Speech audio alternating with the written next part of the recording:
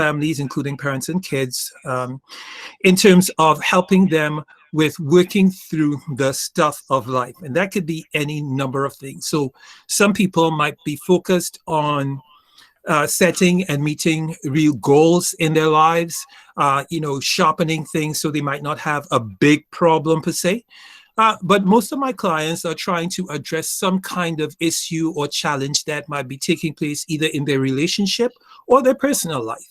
And so that's where I get to work with people either one-on-one or as a couple or as a group or family in meeting whatever goals they identify in terms of therapy. And so I think I know a little bit about you. Certainly don't know most of your names and most of your faces. But as we go into this, I want to encourage you to just drop in the chat box, I am, and your first name. Whatever your first name is, like for me, it will be I am Wendell. Whatever your first name is, if you would just drop that in the chat and let's get through this slide. So I am Gisela, I am Jill, Quinn, Jerlis, Rob, Sari, Mason, Lana, Angie, Clara, Dreamer, Jen, all of you, even those that are missing, because so many names are coming up. It's important to know that you are unique, you are special, and you're absolutely priceless. We're all in this situation where school is different, where home is different, what's going on at home might be different. Frankly, everything might seem a bit different, and that's not always dope. But it's important, Bevan and Karen, and all those that I didn't get to for, Abigail, Jaden, that you know that you are enough. Ben, Tajir, Lindsay, you are enough. I believe in you and what you are capable of doing. You are strong and steadfast, and you can overcome adversity and challenges. Valerie, Isabella, Diego, you are important, and your presence is important.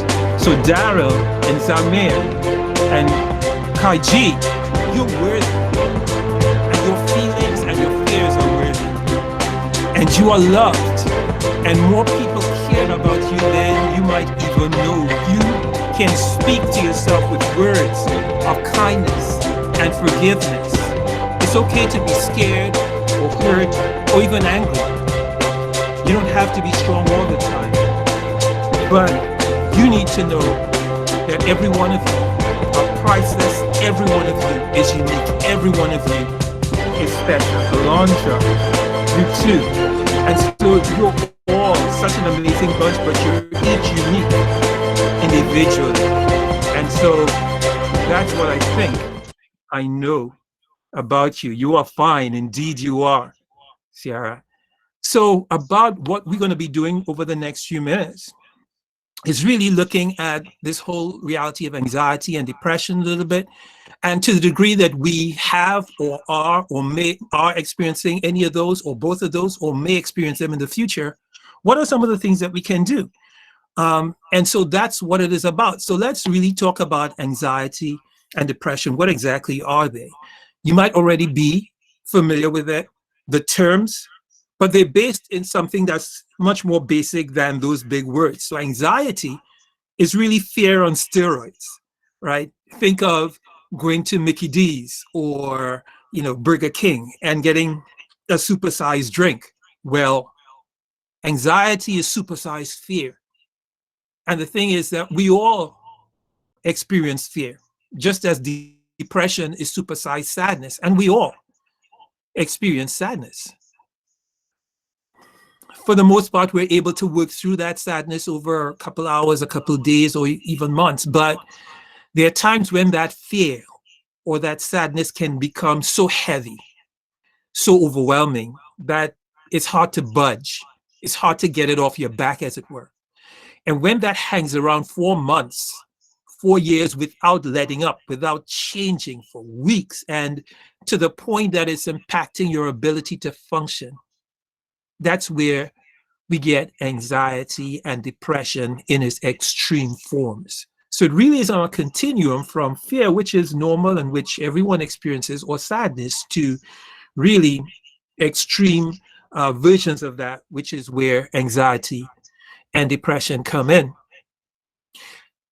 These things impact us. These things impact us a lot. So it's not just sadness in terms of depression. It's sadness where you can't even find yourself or feel yourself. Sadness that is so overwhelming that it can shut you down. Or in terms of anxiety, fear that is so heavy, so controlling that you're not in control of your responses or your reflexes in the way that you could or should be. So these things can actually cripple us in some ways. Cripple us not in terms of stopping us from being able to walk or move, but we can get tense or restless. We can become very worried. We can become or feel a lot of loneliness or shame or guilt. And it's hard to shake those feelings when they become so controlling. When we think of anxiety, you hear the term stress or feeling so horribly scared. It makes us uneasy or perpetually worried, like I can't shake the worry, or avoidance. I avoid places or certain behaviors or actions or people. It causes us to be tense and stiff because we're just so hypervigilant or ultra careful. So it's kind of like, I don't know if you could see this tiny caterpillar.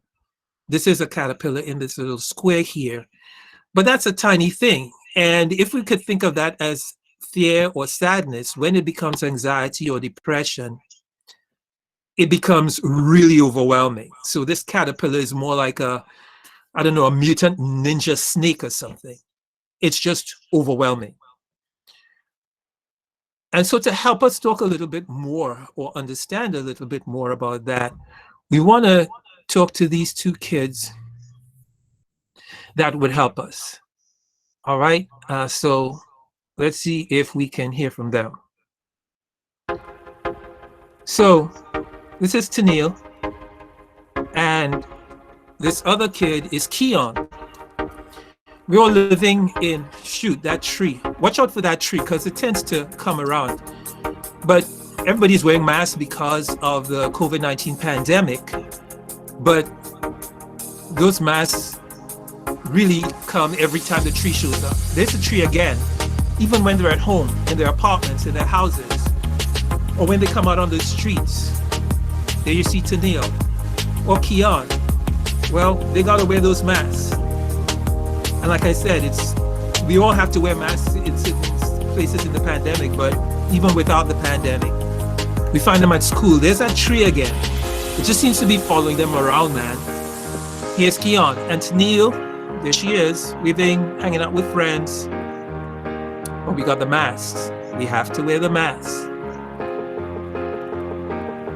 At the playground, maybe they could run around and enjoy the fresh air a little bit, hanging out with friends and so on. Oh, there's that tree again. So I kind of wonder, oh, well, I guess we don't have to wonder. There's the mask again. They have to wear the mask. So there's something interesting about this idea of masks, because even though we all have to wear masks and social distance in this pandemic situation, the truth is that even when we're not wearing masks, most of us are still wearing masks.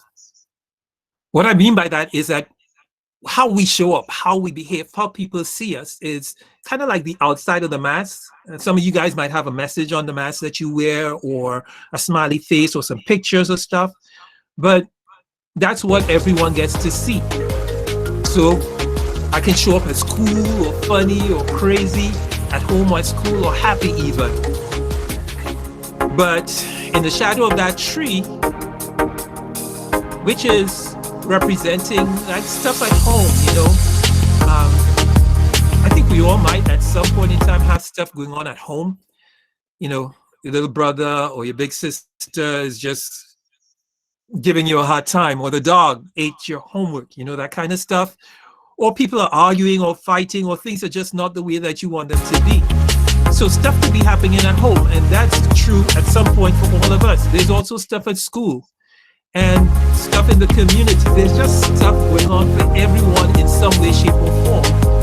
And that's where, if we think about what's inside the mask that no one gets to see, it's really our emotions, our feelings. So nobody might see that I'm sad or scared. Nobody might be aware that I feel guilty or ashamed or something, or I feel lonely even though I'm in the midst of a crowd, because stress happens, right? And let's just stop there. Stress could be good. I mean, if we're gonna drop a new dance move, or say some poetry, perform, or celebrate something, head down to Disney, attend a party with friends, that's good stress. I'm excited about stuff, but there's also the negative kind of stress. And so that's kind of where regular things get supersized. And when stress becomes supersized, it becomes toxic. So if you could think of like putting 2 20-pound weights in your backpack and walking around with it, or a 50-pound weight, after a while that gets heavy if it's not heavy from the beginning. But toxic stress is like putting even more weights in your backpack than you are able to reasonably carry. And that's what this whole thing is about, because when stress gets toxic, you could be shaking, you could be shut down, you could be overwhelmed, you could be shouting, you could be screaming, you could be out of control. So, okay. Sorry about that. All right, let's just take a couple of deep breaths. That might be helpful.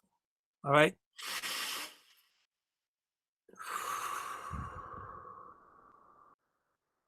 One more time. One deep breath. Inhale.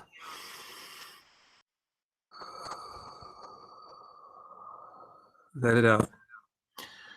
One of the things that breathing can do, meaning taking deep, long breaths, is that it could actually help regulate our nervous system, because when we get stressed out, when we're overwhelmed with these anxiety or depression, we don't necessarily recognize that our breathing patterns have changed. Sometimes we are holding our breath. Sometimes we are hyperventilating or breathing too fast. And that's one of the easiest ways to calm ourselves down. So I just want you to think about what are some of the things how are some of the ways, that you show up? So meaning, even if you're not wearing the cloth mask, what are some of the things people recognize about you when you show up? Are you one of those funny kids, one of those quirky kids, you like jokes or you like to play pranks, whatever? That's what people see on the outside. But I also want you to think about what's going on inside. Sometimes we hide what's going on inside, and that's why people don't get to see it. And so when we think about Keon and Tania, well, let's look at Keon first. Well, let's stick with Tania. Why not? So some of the things that were going on for her is that her mom had an accident a while ago, and she was prescribed some painkillers, but now it's difficult for her to function without the painkillers. But it's even difficult for her to function with the painkillers because she's down. She has no motivation to do anything. She's, in bed a lot of time. The other thing is that Tania's stepdad was laid off from his job, and now he's out trying to get work. Her grandmom is not well. She is sick. And so Tania is concerned about her grandmother because she really loves her grandma. The other thing is that sometimes, or quite often, Tania finds herself alone, right? And that feels lonely because she doesn't feel she could tell her friends or talk to anybody.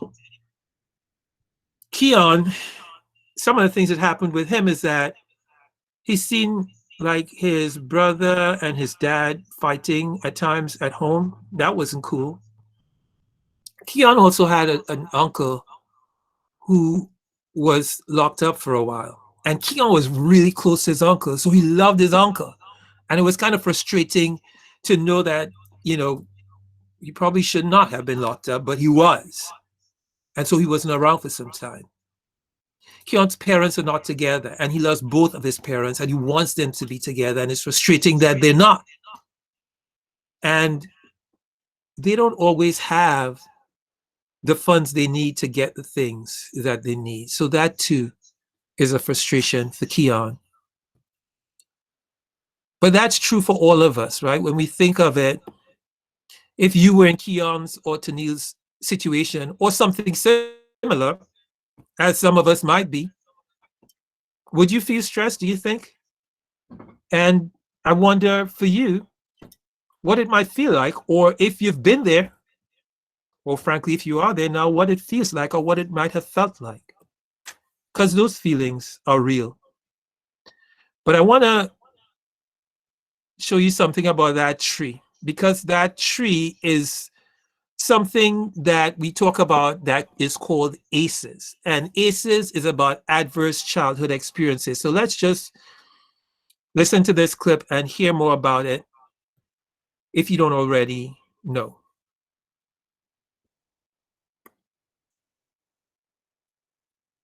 Adverse childhood experiences, or ACEs for short, are traumatic events that occur before the age of 18. ACEs include all types of abuse and neglect, as well as parental mental illness, substance use, divorce, incarceration, even domestic violence. I'm about to It's work important outside. to understand these I said I'm about experiences to work because they outside. can affect the person's Look, attention, you wanna their work outside? decision making ability, how they learn, even how they respond to stress. Children with ACEs may have difficulty forming healthy and stable relationships. ACEs are linked to chronic health problems, mental illness, and substance misuse in adulthood. Some children may even face stress from historical and ongoing traumas due to systemic racism or the impacts of poverty. This matters because ACEs can have lasting negative effects on health, well-being, and opportunity. You should know that creating and keeping safe, stable, nurturing relationships and environments for all children and families can help children reach their full potential. Another excellent way for youth to respond to these adverse childhood experiences is to get connected. You should get connected to a caring adult, activity, or club. You can do this by joining a sport, mentoring program, or after-school activity. Reflection questions. How would you describe adverse childhood experiences? How do you think ACEs affect people?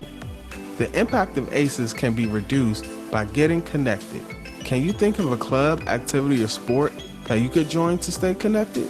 Subscribe to our YouTube channel and be sure to. Okay. So we're going to talk a little bit more about that, the whole idea of ACEs, which are adverse childhood experiences. Anything that you can experience or witness as something that is troubling or bad or stressful. And to the degree that we experience those things, especially before we turn 18, they can have some real impacts on us that are not always obvious. And the thing is that the more we're able to identify those things, if or when they happen, and address them or work through them, the better we are for it. But for many of us, well, let me back up a bit. Pretty much everybody has had at least one adverse childhood experience, right? Most of us have had more than that, and more than one, that is. But if they're not addressed, if they're not cared for, if they're not dealt with while we're still kids, these things follow us through life. So if you could think of someone, and this might be someone in your family, or it may not be someone in your family, but someone that you've seen or run into or observed, who is just constantly angry or dysfunctional in some way, someone who might be addicted to some kind of drugs or substances, or someone who's been abused or is an abuser, either physically or in other ways, more likely than not, they have experienced quite a few ACEs. ACEs also affect us physically. So they can, if they're not addressed early in life, later in life, they can lead to some of the most dangerous terminal diseases, things like strokes and heart attacks and so on, often are the result of, to a great degree, unaddressed ACEs or adverse childhood experiences. So The truth is that everybody needs positive connection. And it's important to think about how are you, how am I, how are we connected, not necessarily to each other, but to others in our world that can help us know how special, important, unique, and worthy we are, because that's really, really important. All right, let's see some of the things that Keon and Tennille tried to work through their anxiety and their depression. First of all, we have affirmations, right? Now, I want you to think of, we're going to share a lot of things that they did. If you could check out at least one of these things or hold on to one of these things or two or three that you find helpful, that would be cool, right? First of all, it's important to see yourself, to see you in a positive light. You are unlike everyone else. And it's important to not compare yourself with other people. That's something that many people do. I'm not as smart, or I'm smarter. I'm not as cool, or I'm cooler. You know, I'm not as skilled, or I'm more skilled.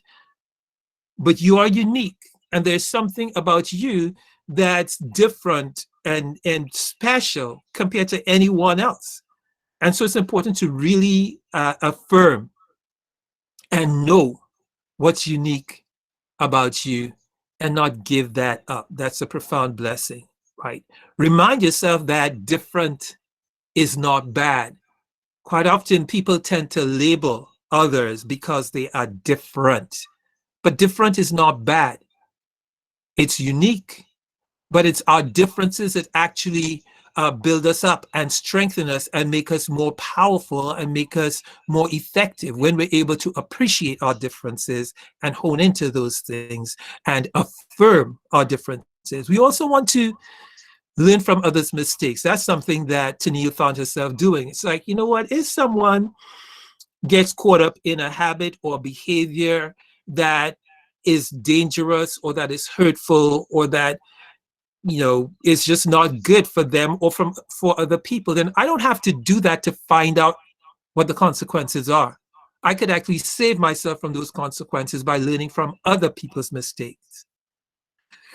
And just as every one of you deserves to be affirmed and reminded of your worth, it could be helpful, and frankly, I think it's important to help each other by affirming each other and reminding your friends and those in your circle, family members, how much they mean to you, how much they're worth.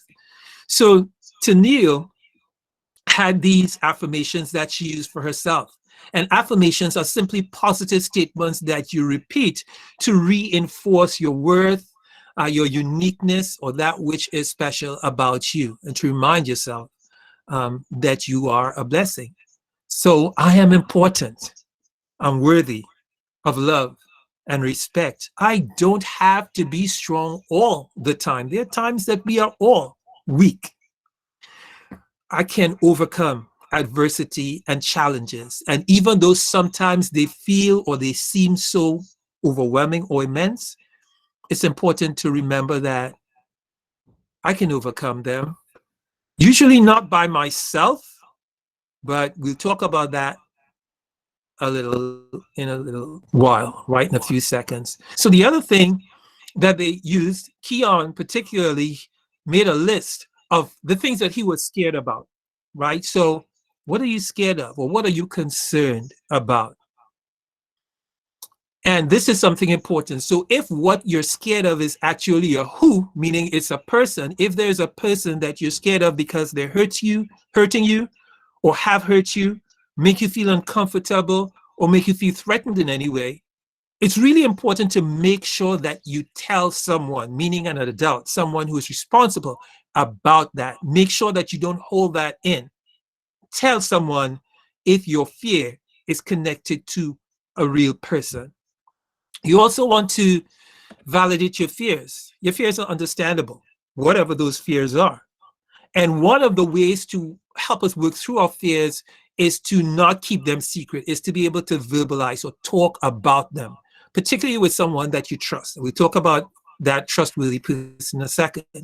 But the more I'm able to put my fears or my concerns out there and talk about them, actually, it has this impact of causing the supersized fears to shrink. and allows me to get stronger. So don't be afraid of talking about your fears, because one of the things you'd recognize more than likely is that sooner or later they would fade, or they would shrink, or they would become less of a negative, have less of a negative impact on you. What about your strengths? What are your strengths? It's important to know, what are you passionate about? Mr. Pender spoke about your superpowers, right? Every one of us, every one of you has a superpower, or more than one. And so it's important to identify those things. And some of them you may not have discovered yet. So keep on the lookout. And when you find your strengths, or to the degree that you know your strengths, you focus on those strengths. You build on those strengths. You really elevate yourself through those strengths. You stretch your mind, stretch your imagination, build yourself. Because the more you emphasize your strengths, the more you overwhelm or overcome those fears that you might have from time to time. Connection is another thing that both Key and Antonio found helpful, right? It's the idea of connecting with your friends and checking in often with them. So it's like, I'm my brother's and my sister's keeper, right? Just check in and make sure they're all right. You're right. You're doing good. You need anything bothering you, you need to talk about anything. Make sure that you form a network and have at least one trusted adult that you can talk to about anything. Now, that could be an older brother or sister. It could be your parents, your teacher, a coach, your counselor. To be able to remove the mask and be honest about your feelings, about the challenges that you face, about the stresses that are weighing you down. That's really important. So have at least one trusted adult that you can talk to about anything. But also, if you feel or see something, say something. What I mean by that is, we all have feelings. Now, if my sadness, if my depression or my anxiety really gets overwhelming, it's important to tell somebody. Say something. Don't suffer in silence. The flip side of that, which is why we talked about connecting with your friends and forming networks, is that if you notice one of your friends, one of your family members, that they're not their usual self, they seem to be really overwhelmed with anxiety or with sadness or depression, then you want to tell someone, reach out to them, but don't keep quiet, because you might be the voice that they need to speak on their behalf. And everyone needs a voice. Let's see what else they did. Wow, getting and staying active, right? Not inactive, but active. So you don't want to disappear off of the scene. First of all, now this is something really cool. Helping others, right? Just offering assistance to others can trigger and release a lot of endorphins in your body. So that's, the hormones that actually allow you to feel joy and happiness and peace and well-being. So something as simple as doing a good deed for someone else, volunteering, or just checking in on your neighbors or family members or friends, doing something, hollering out at somebody, just allowing them to know, I see you and I affirm you. That can work wonders. Stay active. Listen to music that you find uplifting. Write poetry, play. Some of you might be into sports.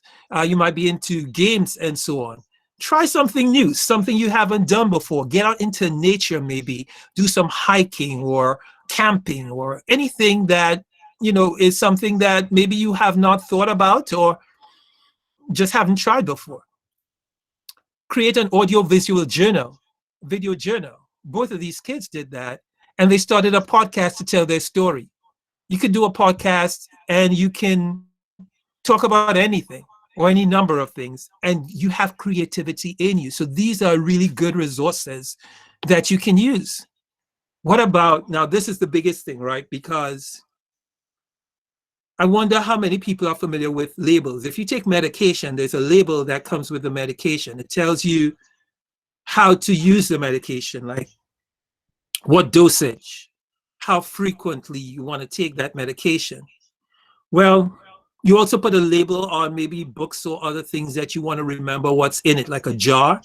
But sometimes we put labels on people, and sometimes people put labels on us. And so part of getting your voice, which is part of overcoming anxiety or depression, is changing the story. Knowing that you get to tell your story. No one else gets to tell your story. And it's important to have your voice, right? So part of that is knowing your power and really building up your power. But here is what, taking care of your physical and emotional and mental self. So watching your diet, what you put into your body is important. You want to be careful about eating what is good and what is helpful for you, and avoiding what is not. But you also want to not starve yourself, and you want to not overeat. Sometimes, actually, people who are depressed can use eating as one of their ways of coping. Right. So if you find yourself just eating and you don't understand why you're just eating and eating and eating and eating and eating, and it's not simply because you have a good appetite, you might want to check into the inside of that mask. What's going on inside of you? What are you feeling? What are you thinking? What are you experiencing? What are the stressors that are in your life? And you want to talk to someone who would be able to support you. So what's your food diet, but also your sleep? You want to get enough sleep. And because we have so many devices and access to so many electronics, sometimes we don't allow ourselves to get enough sleep. And it could be for other reasons as well. But so that's something we want to really become intentional about, making sure you have enough sleep. Some people who are depressed oversleep because they don't want to get out of bed. They have no motivation. So that's one of the signs of depression. But you want to be able to sleep long enough and have the strength to face your day and your tasks. And then electronics. So how we interact with electronics affects our thoughts and our behaviors. And so we want to be really sure to address those as well, right? So what you interact with, how you interact with social media, how you interact with electronic games, even music, you want to make sure that what you're putting into your mind is that which is uplifting and that which is building you up, that which allows you to stretch, again, your imagination, your capacities, and so on. And then don't be what you don't like. You know, we see other people behaving or acting or speaking in ways that we find disrespectful. Well, because someone else is that way doesn't mean I have to be that way. And if I find it disrespectful, if I find it distasteful, if I find it undesirable, then it's best to not be like that. So find other ways of expressing, of being, of showing up. And then, since everyone has electronic devices, now this is something you want to check in with your parents about, or with your teachers or those adults in your life. These are apps that can actually help you with anxiety, with depression, and to really make sure that your moods are uplifted and strengthened and fed and nourished. So Mind Tools is one. I think this is actually for iPhones only. So if you have an iPhone, that's something that you can use. CBT Tools for Youth. This is cognitive behavioral therapy, and I will talk about that in a second. And then CBT Diary. So another thing you could do is write in an electronic diary, and there are apps that allow you to do that, or an electronic journal. CBT stands for cognitive behavioral therapy. Cognitive meaning what we think, what goes on in our mind. Behaviors, what we do, because we act or we do things based on what we are thinking or how we are thinking. And so cognitive behavioral therapy is just a number of what we call interventions, or a number of tools we use to help people who might be thinking in ways that might influence their behavior negatively, to change their way of thinking into a way that is more, ways that are more positive, more helpful, more wholesome, so that their behaviors would come in line with that which is more wholesome. And so when they think differently, we're able to change, to behave or show up differently. All right. So before we close down, we wind down, let's just pause for a second. Let's take a deep breath again. All right. Let's take a couple deep breaths in. Out. Another time. This is really good. Actually, what you could do sometimes is put your hand on your forehead and breathe in. Let it out. And the reason we do this is because your hand is warm because of the blood circulation, but it also draws the flow of blood in your brain towards the front, towards your frontal lobe, which is where you have your complex thoughts and so on. So it brings it in short, it brings your brain back online. It allows you to relax, be more focused, be able to, unravel some of the twisted twine or noodles and feel better, but also think more effectively. So as simple as that might be, it's something that can be helpful. So breathe, think about what's happening, think about what you can do, make choices, and then act. All right. And so these are some of the things that Keon and Tennille found themselves doing in order to skirt to get away from the D, the Great Depression or anxiety. So I want you to use your chat for a little bit as we wind down. So do you remember, or if you can share in the chat, one of the things that you might have remembered about what we said about the masks? Remember the masks where people can see outside but not inside? What stood out to you about that, or what do you remember about what we said about the mask?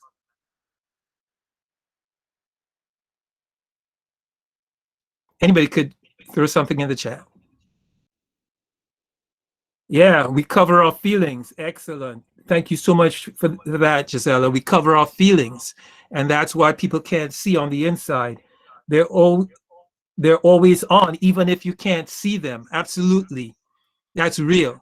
What about the ACEs? Thank you for those responses. And some more coming. You can design what your mask looks like. Yeah, you can determine how people see you or what you show up as in public. I really appreciate those are really cool responses. Remember the ACEs, which are the adverse childhood experiences, and that tree we talked about. They often happen before we turn. Do you remember how old? Like how old do ACEs typically impact us, or before we get to what age? Do you remember what we said about that? And the more ACEs you have, the more difficult it can be for you in later life. But there's a certain age that is really important. 18. Thanks so much, Bevan. That was awesome. 18 was the age. So before you turn 18, the stresses that we experience, it's important to pay attention to those things. And what are some of the things, or if you can tell me one of the ways that you remember that Keon and Tennille stood up to the D? Any one of those ways you remember that we talked about?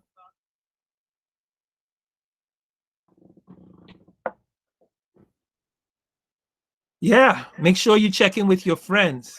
Thanks so much, Elijah. I appreciate that. Yeah, checking in with friends. That's really important. And so just bear these things in mind, because these are the things that are going to shape us as we grow older. So we're going to wind down now. And there's just one last thing I want to share with you as we close out. Right? And that's this. Again, what I know and what I believe about you. With or without the stresses that you're facing, you are capable. Every one of you are strong and steadfast. You're important. You're loved. You are worthy. Each one of you is deserving of kindness, is deserving of care, is deserving of acceptance and safety. And every one of you, to the last person, is filled with promise and with possibility. So what that means is that even when you're faced with different levels or types of things that would make you sad or depressed, you can be, and you certainly can become the kids like Keon and Tennille who stood up to the D. All right? Stand up to depression, stand up to anxiety, because you're worth it. So I'm going to stop sharing my screen because that's the end of my presentation. And if I don't know if we have time for any questions, but if anyone has questions or comments, I'm more than happy to address them.